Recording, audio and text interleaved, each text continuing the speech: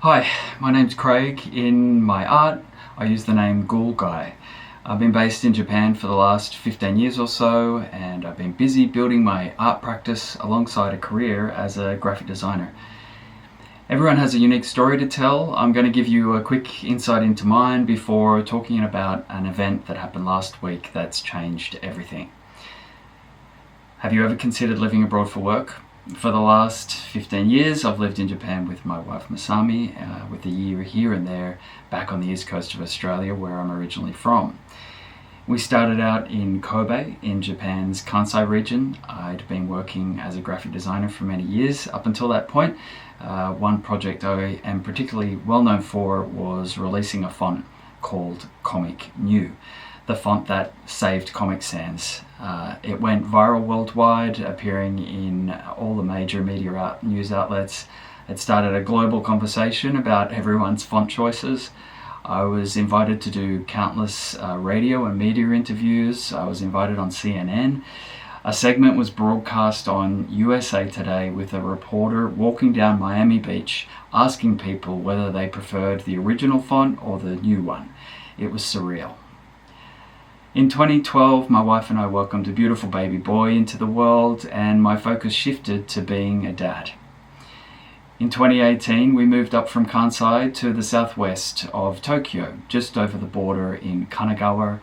At some point, I realized that while I love design, it wasn't enough to satisfy all the creativity I have bottled up inside. So in 2021, I started my art practice, calling it Ghoul. The idea that underlines all the artwork I create is that I travel to this pseudo-world of Ghoul for my ideas and inspiration, and the artworks I produce are the artifacts and stories I've brought back from those travels. This fictional world is full of monsters, mystery and mischief, and these are the themes that underline all of my work. Being a designer to the core, I knew applying some constraints to my art would help keep the project focused. So I publicly committed to producing 100 artworks every year for 10 years. If all goes to plan, I'll have 1,000 artworks by the year 2030, and currently I'm up to 450 so far in 2025. So what have I been doing all this time while I've been in Japan to support myself and my family? Well, since arriving in 2010, I've had a remote contract with a brand headquartered in the US called Snapfish, and I've looked after design and art direction for their Australia and New Zealand regions. Staying in the same job role as part of a small team for the last 16 years did flatline my design career to a degree, but it's been completely worth it. I've seen my son grow from a baby into a young man, and I've been there every day for all of it. Honestly, it's been a dream come true. And then I got the letter. After 16 years, Snapfish absorbed my role into the US team, and just like that, it's all over. My last day was Friday, the 18th of July, 2025. A few weeks after receiving the letter, I still wake up at night with a shock, thinking, oh my God, that's gone. But it's mixed with an optimism, knowing that deep down I was ready for something new, and the giddy anticipation of not knowing what's coming next. I still have some freelance work and earn a little bit from art sales, but with revenue slashed by about 70%, I've got until the end of the year to find something new, or we could lose everything. So, what now?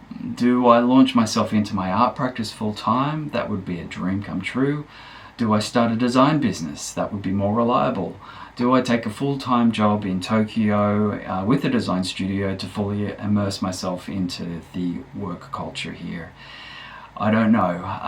What I do know is that I'm going to document all of this in a video series. It won't be perfectly edited with a neat ending. I honestly have no idea where this goes, but one thing's for sure, it's going to be an adventure. This Friday, I head to the Michinoku coast in Iwataken. I'll be going on a 4-day hike with my son. The coastal trail looks spectacular. However, there have been daily reports on the news of bear encounters with the occasional attack, so we're going to have to be extra careful. In August, I'm working with Risograph Studio Hand Saw Press to produce my next collection. If you're into riso or printmaking, you might like seeing how that unfolds. In September, I'm heading to Shimoda on the Izu Peninsula for a week-long UX design workshop where we'll use design thinking to tackle challenges facing the local community. In October, I'll hold a gallery show at Yoyogi Art Gallery showcasing the Magic Carpet collection of tufted rugs.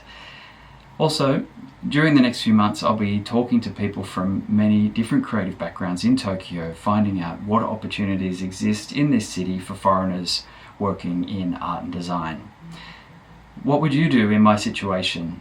If you face something similar, a career pivot, a major life shift, I'd love to hear from you in the comments.